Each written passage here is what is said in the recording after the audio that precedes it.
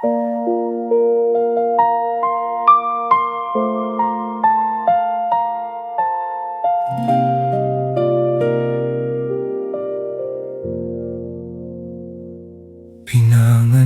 ako sa lugar na puno ng bawal. Lumaki at namulat, gising ang isipan. Nakita ang paligid, aking kinalakihan. Maraming ipinagbabawal, tila may hangganan. Ngunit hindi kami nagpadala sa agos. Sa bawat pagbabawal, hindi kami natakot. Lumaki kaming may takot sa may kapal. Gabay ng magulang, liwanag sa dilim. Itinuro nila sa amin kung ano ang tama at kung ano ang mali dapat iwasan.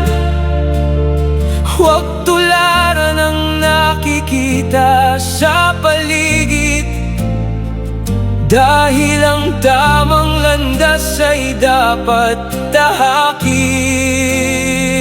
Lumaki akong may takot sa Diyos, hindi gawin ang bawal sa aming bayan. Salamat sa gabay, salamat sa aral, sa paghubog ng pagkatao, aking tanging dangal.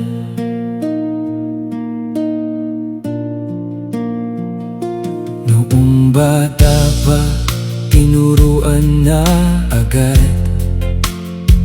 ng aking tiyuhin, magbanat ng butot, magsikap.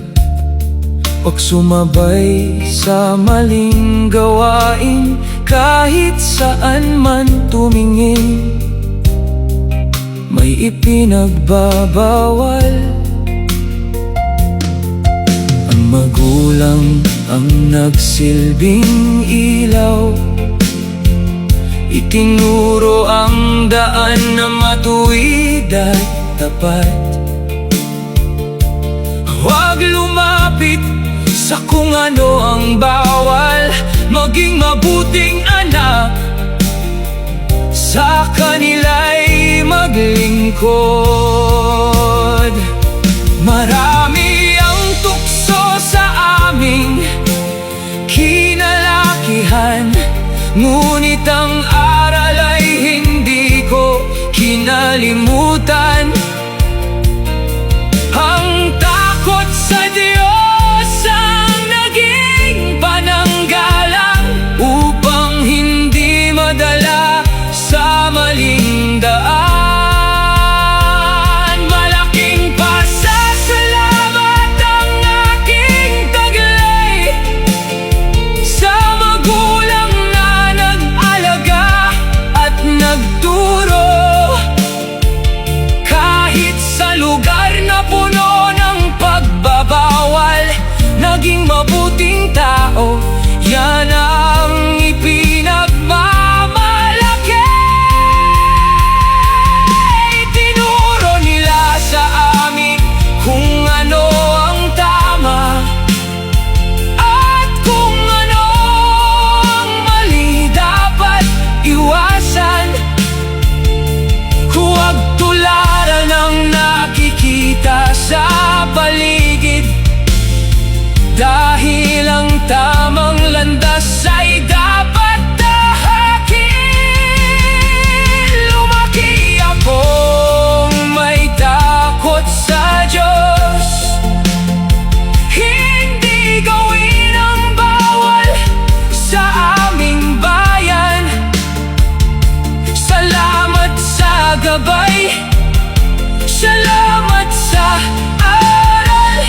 sa paghubog ng pagkatao. Aking tanging dangal. Sa gitna ng bawal, natuto akong tumindig. Dala ang aral at pananalig. Salamat sa inyo, aking mga magulang, sa pagpapalaki sa tamang landas.